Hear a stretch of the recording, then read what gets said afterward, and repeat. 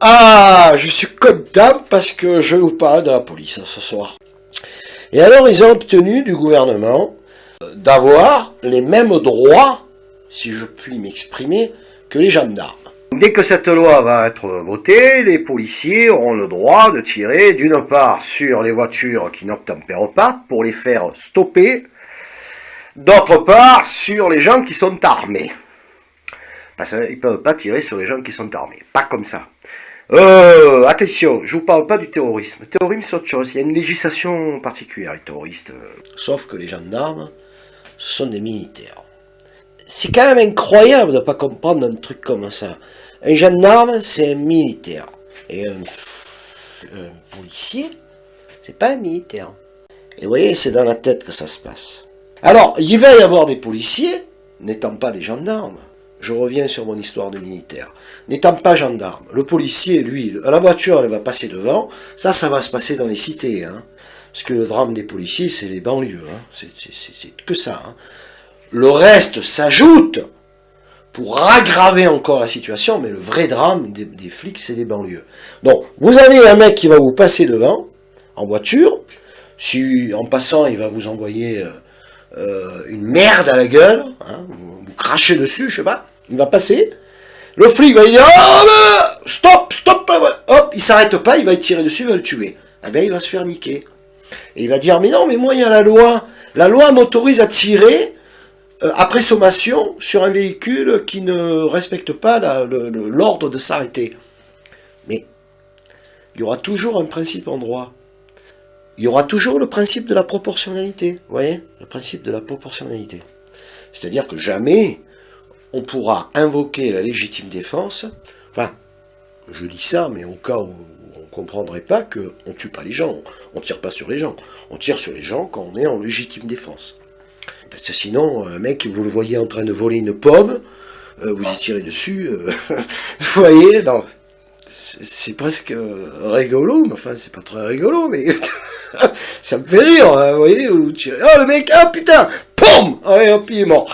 Comme ça, au moins, c'est réglé, on n'a pas de juge à payer, voilà. Non, soyons sérieux. Alors, la proportionnalité, c'est un truc qui est fondamental. Si, vous voyez, c'est comme un maçon qui commence un toit, ça, un collègue à moi qui m'a expliqué ça dernièrement, mais c'est un très bon exemple. Vous avez un maçon qui commence un toit, et il se trompe d'un centimètre ou d'un demi-centimètre au début du toit où il met les poutres. Et arrivé à la fin, quand il arrive à la fin, le demi-centimètre, il est devenu 5 centimètres, c'est-à-dire il y a un trou carrément, vous voyez.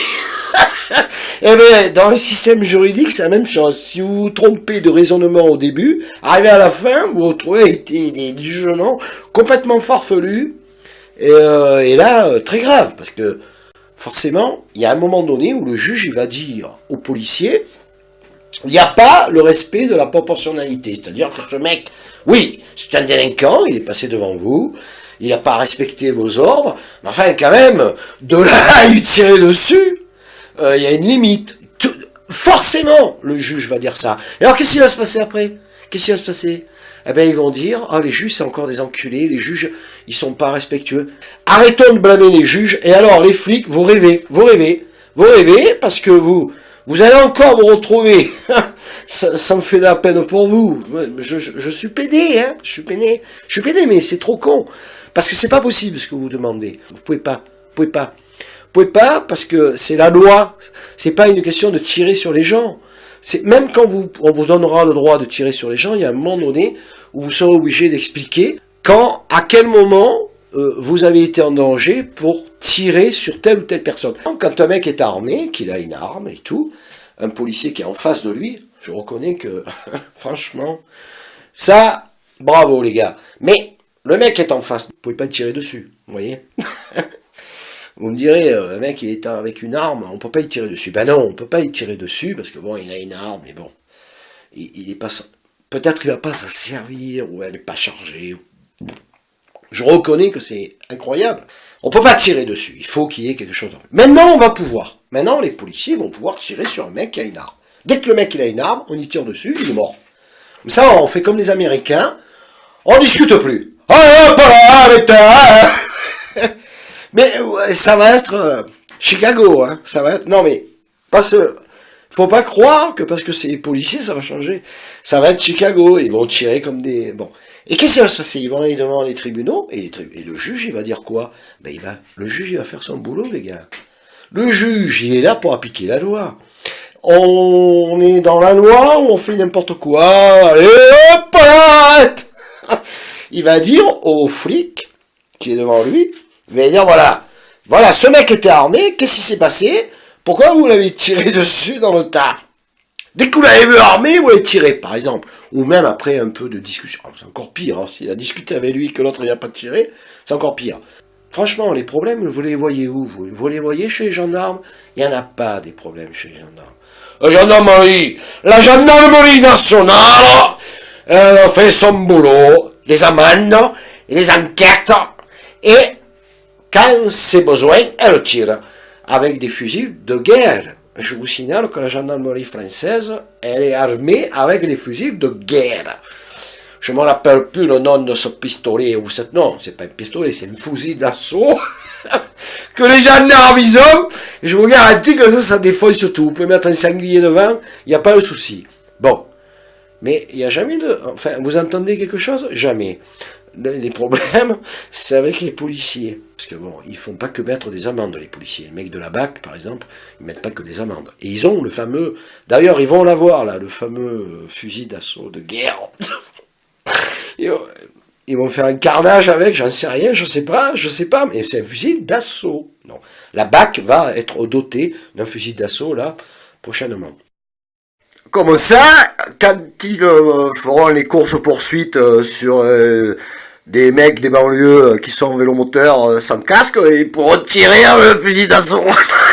Bon, alors, pour revenir à mon histoire, jamais vous pouvez pas tirer sur les gens si vous n'êtes pas en danger. Voilà. Donc, messieurs les policiers, gardez-vous! Gardez-vous! Gardez-vous! Non, mais, soit vous faites un coup d'état à l'FN, ce que je vous déconseille vivement, soit vous démissionnez. Parce que c'est possible aussi, hein, de démissionner. C'est pas, ou alors, vous savez quoi? Moi, je vous dis ce que vous faites. Vous faites rien. C'est-à-dire, vous branlez rien, on va vous mettre au placard. Moi, je connais, hein. Je sais ce que c'est. On va vous mettre au placard, et au moins, mais, je vais vous dire, messieurs, mes amis et policiers, je vais pousser des courgettes, vous voyez? Eh ben, la courgette, vous allez la voir là où je pense. Parce que, voilà.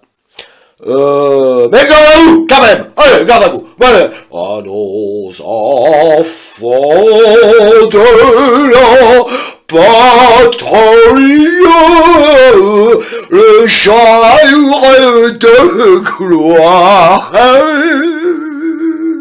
arrivé. Allez, bisous, ça recule, d'ailleurs. J'ai pas de voiture, moi, vous pouvez pas vous venger.